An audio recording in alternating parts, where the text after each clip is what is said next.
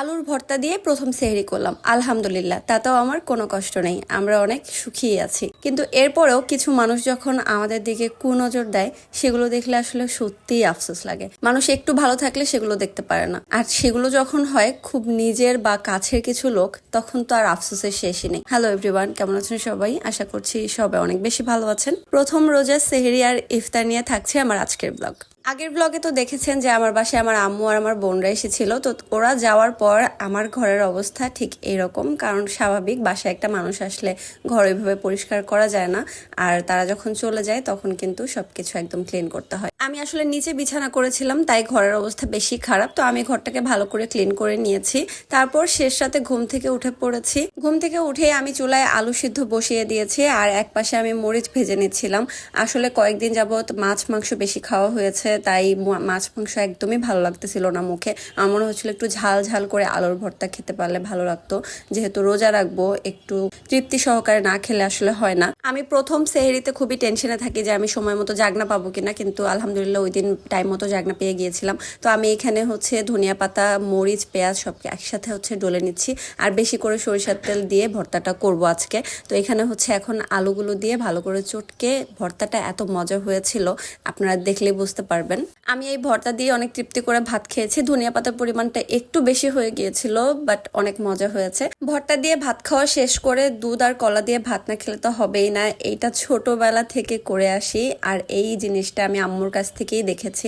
সব সময় ছোটবেলায় দেখতাম যে যা কিছু থাকুক না থাকুক দুধ কলা থাকবেই, আর দুধ কলা দিয়ে ভাত খেতে আমারও অনেক ভালো লাগে। তো দুধ কলা দিয়ে ভাত খাওয়া শেষ করে এই তো অজু করে এসেছি, এখন নামাজ পড়বো। নামাজও পড়ে ফেলেছি, আসলে সেই ক্লিপটা আর নেইনি।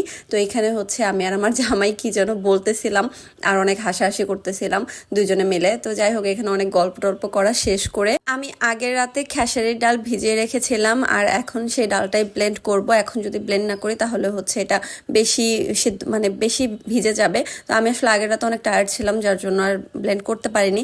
এখানে বুট নিয়ে নিয়েছি, আর ছোলাটাকে এখন ভিজিয়ে রাখবো সারা রাতের জন্য।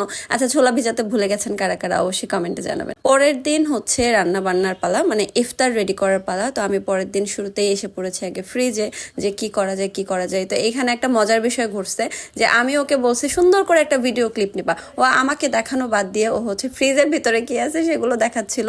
আমি সত্যি সিরিয়াসলি ঢং করে কান্না করতেছিলাম না, আমার অনেক রাগ হচ্ছিল, কিন্তু আমি ওর সাথে আসলে রাগটা দেখাতে পারতেছিলাম না, যার জন্য একটু ঢং মতো হয়ে গেছে। যাই হোক, তারপরে বের করে সবকিছু আবার নতুন করে ছোলা সিদ্ধ দিলাম, কারণ ছোলা কম ছিল আমার ফ্রিজে।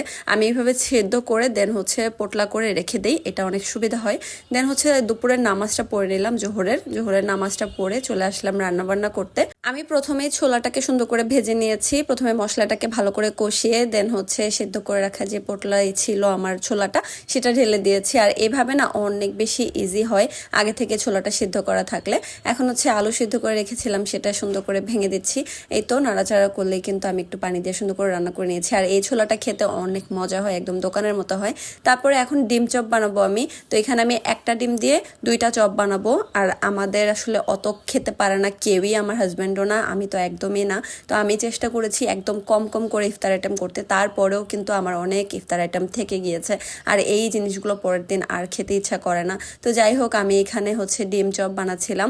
ডিম চপগুলো এত বড় বড় ছিল, এটা তো টিকটকে অলরেডি ভাইরাল, সবাই বলতেছে যে এত ছোট হয়েছে কিভাবে ডিম চপটা। তো আসলে কিছু করার নাই, এটা তো মাঝখানে অনেক বড় একটা ডিম আছে, আর আমি আসলে তাড়াহুড়োই করতেছিলাম, তাই বড়ই বানাইছি। যাই হোক, তো এখানে বেগুনিগুলো ভেজে নিচ্ছিলাম। বেগুনটাও ভালো না, 130 টাকা কেজি বেগুন, অথচ পুরো সুটা লাগা বেগুন। যাই হোক, এখানে পেঁয়াজটা ভেজে নিচ্ছিলাম। আর ওই দিন পেঁয়াজটা প্রথম ইফতারে আর কি পেঁয়াজটা অনেক ভালো হয়েছিল, কালারটাও খুব সুন্দর আসছে। আর এই তো দেখেন শরবতের স্পেশাল মাস্টার আমার বাসায়, দেখেন আজকে কাকে দায়িত্ব দিচ্ছে, আমার জামাইকে শরবত বানানোর দায়িত্ব দিচ্ছে। এটা যদিও আমিই করি, সে 4 চামচ চিনি দিয়ে ফেলছে। যে ছেলে মানুষগুলো রান্না জানে না, তাদের নিয়ে যে কি একটা বিপদ, কোনো কিছু আইডিয়া তো বোঝেই না, উল্টাপাল্টা কাজ করে বসে থাকে। আমি ইফতারের 15 মিনিট আগে সবকিছু রেডি করে বসতে পেরেছি, আলহামদুলিল্লাহ। আমি এটা নিয়ে খুবই প্যারায় থাকি যে আমি টাইমলি বসতে পারবো কিনা, যদিও আমার অনেক কাজ ইফতারের পরে ছিল, তাও আমি টাইমলি বসতে পেরেছি, এটার জন্য আমি অনেক হ্যাপি ছিলাম। তো এখানে হচ্ছে দেখেন আমি যা যা ছিল বাসায় আর কি তাই রেখেছি। ফল ছিল, আপেল ছিল যেগুলো আম্মু এনেছিল, পেয়ারা ছিল, খেজুর ছিল। এখানে হচ্ছে আমি ভাজা পোড়া কিছু করেছিলাম, বেগুনি, পেঁয়াজের রিং, তারপর হচ্ছে আলুর চপ। বাসার ইফতারিগুলো না দেখতে যেমনই হোক খেতে মজা হয়, এটাই হচ্ছে মেন কথা। তো তারপরে আমি শরবত ঢেলে নিচ্ছিলাম, আর এই তো আমার জামাইয়ের বানানো শরবত। সত্যি বলতে শরবতটা মজাই ছিল। এখানে দেখেন বাকি মসজিদগুলোতে আজান দিয়ে দিয়েছে, কিন্তু আমাদের মসজিদে দেয় না। এই জন্য আমার জামাই বলতেছে না আমাদেরটাই না দেওয়া পর্যন্ত খাওয়া যাবে না। আমি বললাম সময় হলে খেতে মানে খাওয়া যায়, এটা সমস্যা নেই, তুমি খাও। তো যাই হোক, তারপর আজান দিয়ে দিয়েছে, আমরাও রোজাটা খুললাম।